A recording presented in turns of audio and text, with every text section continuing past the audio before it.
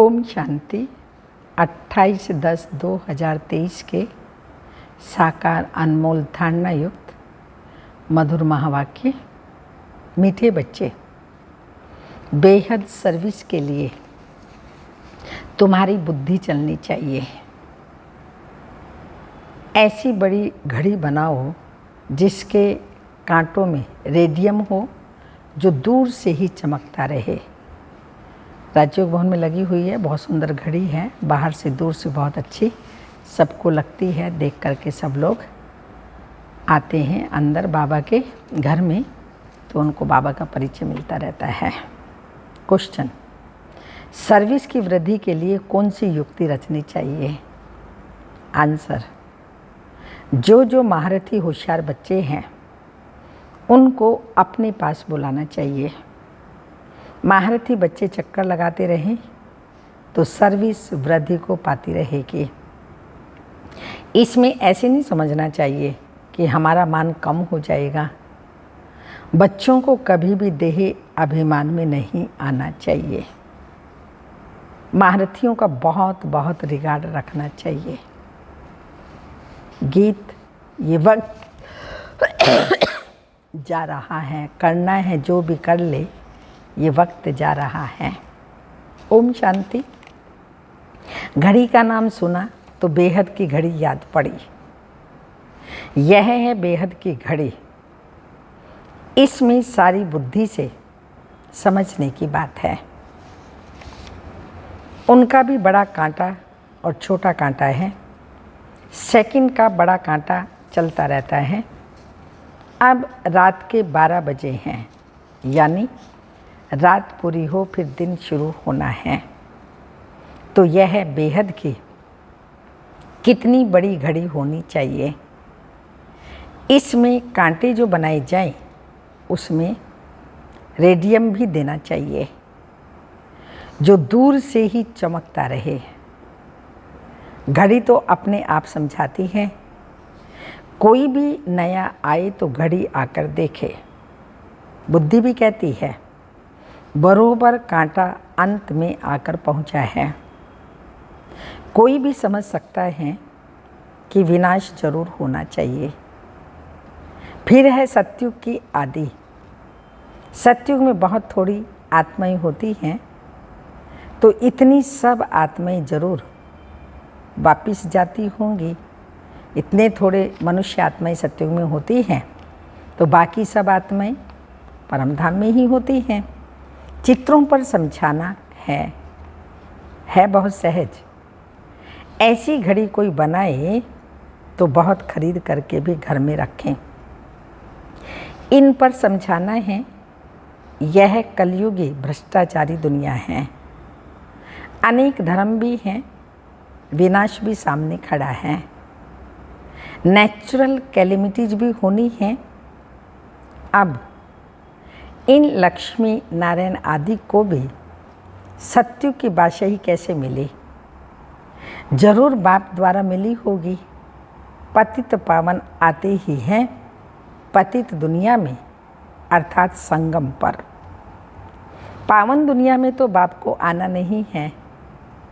यह गोले पर समझाने के लिए बड़ी फर्स्ट क्लास बात है, और इस पर समझाना किसी को भी बड़ा सहज है। जिनके पास पैसे बहुत हैं वह तो आर्टिस्ट को झट ऑर्डर दें और झट चीज़ तैयार हो जाए। गवर्नमेंट का काम तो इतने में हो जाता है। यहाँ तो मुश्किल काम करते हैं।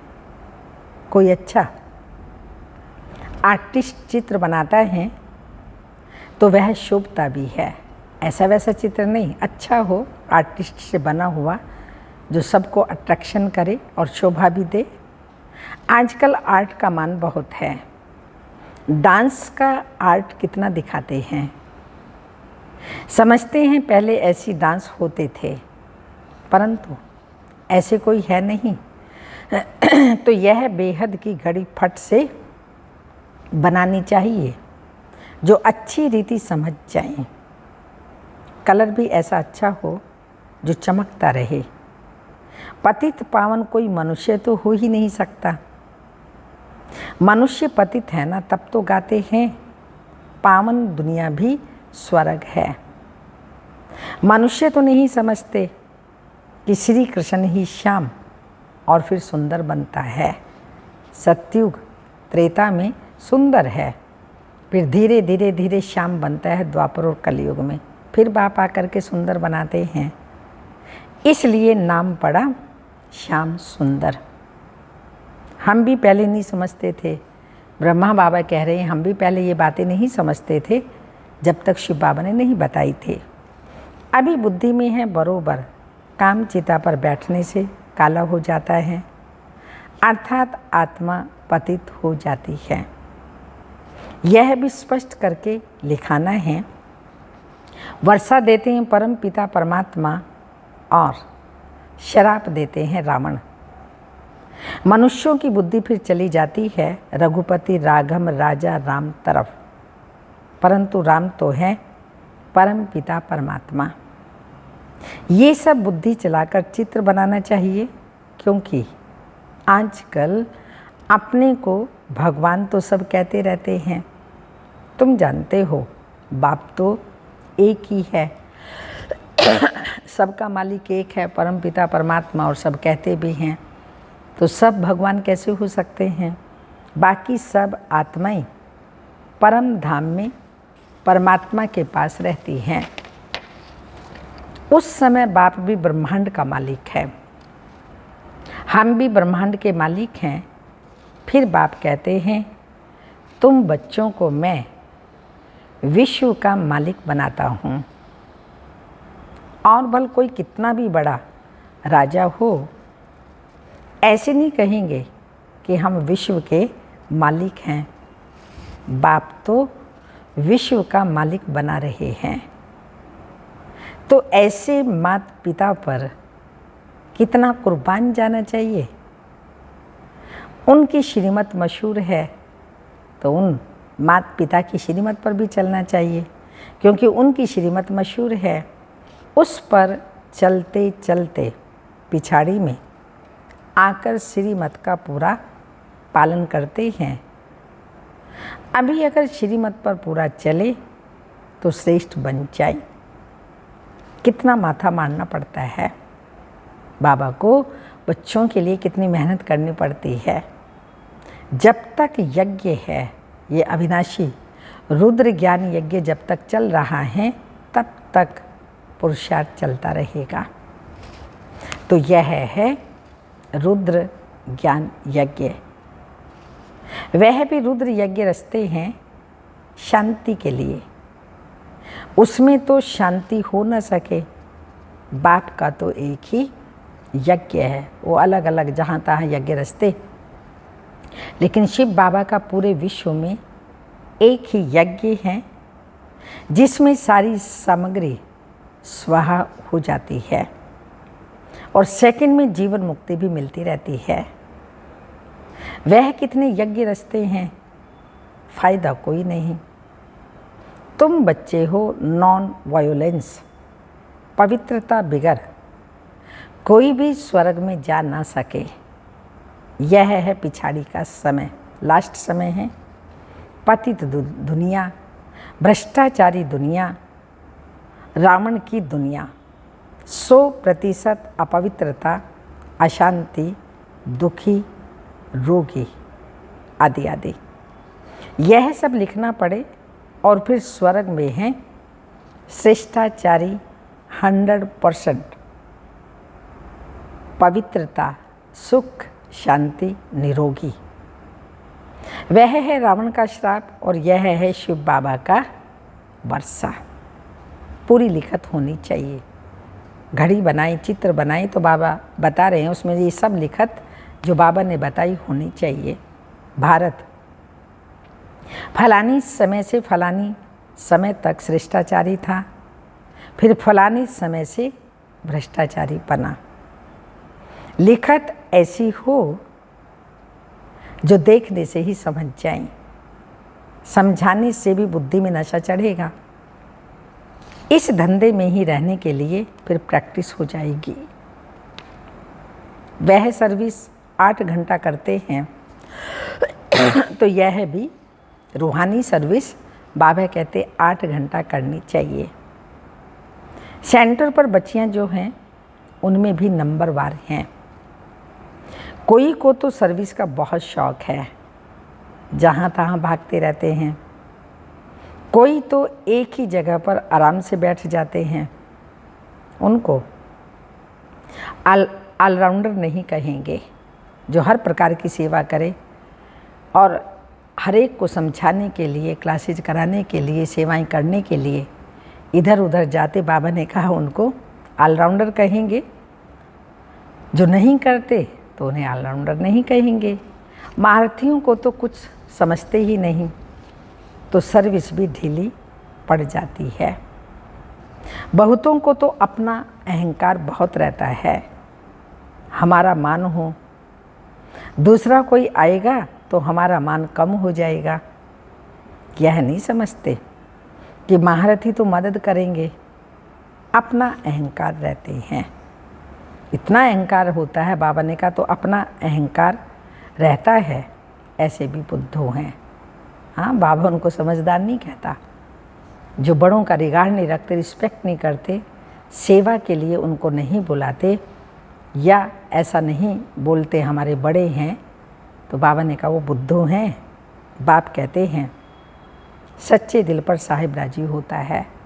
सच्चाई सफाई भी नहीं है उनके अंदर। बाबा के पास समाचार तो आते ही रहते हैं ना। बाबा हर एक की रग को समझते हैं। ये बाबा भी अनुभवी है, ब्रह्मा बाबा भी अनुभवी है, शिव बाबा तो सबको जानते ही हैं। तो यह गोले की समझानी बहुत अच्छी है। यह समझानी तुम्हारी निकलेगी तो तुम्हारी सर्विस बहुत अच्छी वेहिंग मार्ग की हो जाएगी। अभी तो चीटी मार्ग की सर्विस है, अपने ही देह अभिमान में रहते हैं, इसलिए बुद्धि चलती नहीं। अभी यह है वेहिंग मार्ग की सर्विस। सर्विसेबल बच्चों का माथा चलता रहेगा, है ना। बुद्धि उनकी कहाँ कैसे सेवा करें, किस प्रकार की सेवा करें, वो बुद्धि चलती रहेगी। क्या क्या बनाना चाहिए, चित्रों पर समझाना बहुत सहज है। अभी कलयुग है, सतयुग स्थापन होता है। बाप ही सबको वापस ले जाएंगे। वहाँ है ही सुख और यहाँ है दुख। सब पतित हैं। पतित मनुष्य कोई को भी मुक्ति, जीवन मुक्ति दे नहीं सकते। ये सब है भक्ति मार्ग की कारोबार सिखलाने वाले गुरु। सब है भक्ति मार्ग के। ज्ञान मार्ग का गुरु कोई है ही नहीं। यहाँ तो कितनी मेहनत करनी पड़ती है। भारत को स्वर्ग बनाने में जादूगरी का खेल है ना, इसलिए उनको जादूगर भी कहते हैं। श्री कृष्ण को कभी जादूगर नहीं कहेंगे। श्री कृष्ण को भी शाम से सुंदर बनाने वाला वह बाप है। समझाने का बड़ा नशा चाहिए, बाहर में जाना चाहिए। गरीब ही अच्छा उठाते हैं, साहूकारों में उम्मीद कम रहती है। 100 गरीब तो 1-2 साहूकार, 5-7 साधारण निकलेंगे। ऐसे ही काम चलता है। धन की इतनी दरकार नहीं रहती। गवर्नमेंट ने देखो कितना बारूद बनवाया है। दोनों समझते हैं विनाश तो हो जाएगा, हम विनाश को पाएंगे, तब मलुक यानी शिकारी कौन बनेंगे। कहानी है ना, 2 बिल्ले लड़े, मक्खन बीच में बंदर को मिल गया। श्री कृष्ण के मुख में मक्खन दिखाते हैं, तो यह स्वर्ग रूपी मक्खन है। यह बातें मुश्किल कोई समझ सकते हैं। यहाँ 20-25 वर्ष वाले भी कुछ नहीं समझते। तो पहले पहले भट्टी बनी, उसमें कितने आए, कितने चले गए, कोई जम गए, टिके हुए हैं आज तक भी। ड्रामा में कल्प पहले भी ऐसे हुआ था, अब भी ऐसे हो रहा है। चित्र जितने बड़े होंगे उतना कोई को भी समझाना सहज होगा। लक्ष्मी नारायण का चित्र भी जरूरी है। झाड़ से पता पड़ता है भक्ति कल्ट कब शुरू होता है। ब्रह्मा की रात 2 युग, फिर ब्रह्मा का दिन 2 युग। मनुष्य तो समझते ही नहीं, फिर कहेंगे ब्रह्मा तो सूक्ष्म वतन में है, परंतु प्रजापिता तो जरूर यहाँ ही होगा। कितने गुह्य राज हैं जो शास्त्रों में तो हो ही नहीं सकते। मनुष्यों ने सब उल्टे चित्र देखे तो उल्टा ज्ञान सुना है। ब्रह्मा को भी बहुत भुजाएं दे दी हैं। भुजाएं हैं सहयोग की निशानी। जो ब्रह्मा कुमार कुमारियाँ बाबा के सब भुजाएं हैं, तो उन्होंने स्थूल में भुजाएं दे दी हैं ब्रह्मा बाबा को। यह जो भी शास्त्र आदि हैं सब भक्ति मार्ग की सामग्री है। यह कब से शुरू होती है दुनिया नहीं जानती। मनुष्य भक्ति कितनी करते हैं, समझते हैं भक्ति बगैर भगवान मिल नहीं सकता। लेकिन जब पूरी दुर्गति हो तब तो भगवान मिलेगा सदगति के लिए। यह हिसाब किताब भी तुम बच्चे जानते हो। आधा कल्प से भक्ति शुरू होती है तो बाप कहते हैं ये वेद उपनिषद यज्ञ तप आदि सब हैं भक्ति मार्ग के। ये सब खत्म होने हैं, सबको काला बनना ही है। फिर गोरा बनाने बाप को ही आना पड़े। तो बाप कहते हैं मैं कल्प के संगम युगे युगे आता हूँ, ना कि युगे युगे। कल्प के अंत संगम युग पर आता हूँ, हर युग में नहीं आता। दिखाते हैं कच्छ अवतार, मच्छ अवतार, परशुराम अवतार आदि आदि, ये भगवान के अवतार हैं। फिर पत्थर भीतर में भगवान कैसे हो सकता, 24 अवतार बनाते। हाँ, वो फिर बताते हैं इतने अवतार लिए भगवान ने, फिर पत्थर टिक्कर में कैसे हो सकता है। अब परशुराम अवतार, कच्छ अवतार, मच्छ अवतार, ये सब कैसे हो सकते हैं। तो बाबा ने कहा सभी बातें कैसे मिक्स कर दी। भगवान तो एक ही बार आता है, उसका एक ही बार रीइंकार्नेशन अर्थात अवतरण होता है।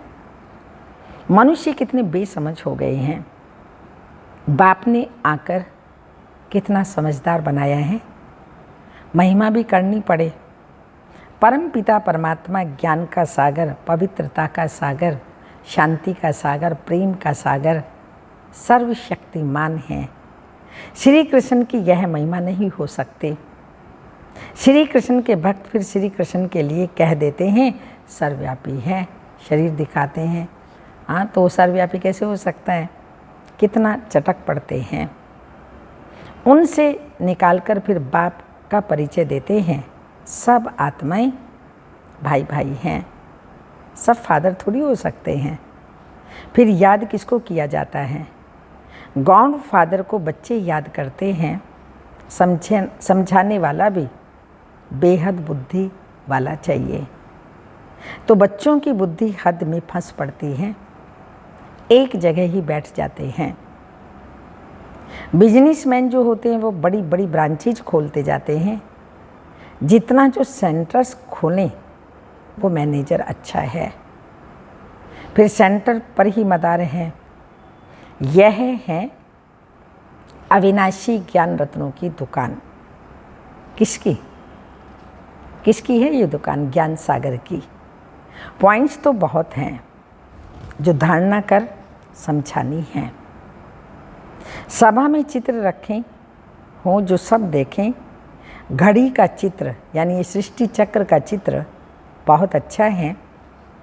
इस चक्र को जानने से चक्रवर्ती बनेंगे।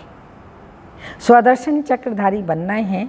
घड़ी पर समझाना बहुत सहज है। कितने पुराने बच्चे लायक ही नहीं बनते, अपने को मियाँ मिट्ठू समझ बैठते हैं, फालतू खुश होते हैं। सर्विस नहीं करेंगे तो कौन समझेंगे कि ये दानी हैं। दान भी असरफियों का करना चाहिए या पाई पैसे का। ये चित्र अंधों के आगे आईना है।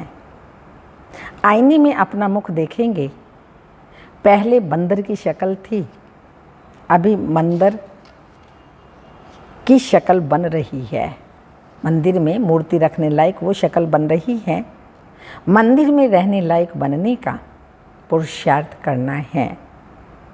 यह है पतित दुनिया, वह है पावन दुनिया।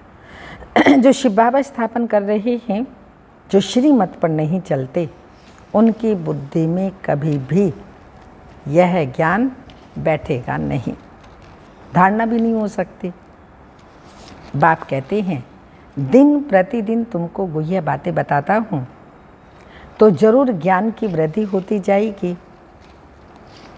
कोई कोई प्रश्न उठाते हैं, 8 बादशाही कैसे चलेगी, इस हिसाब से इतनी बादशाही होनी चाहिए। तो बाप कहते हैं, तुम लोग इन बातों में क्यों पढ़ते हो? अपना पुरुषार्थ करो, धारणा में लाओ, अपनी सेवा करो, पहले स्व परिवर्तन तो करो। बाबा तो यही कहते हैं, पहले बाप और उनके वर्षे को तो याद करो। वहाँ की जो रस्म रिवाज होगी वह ही चलेगी।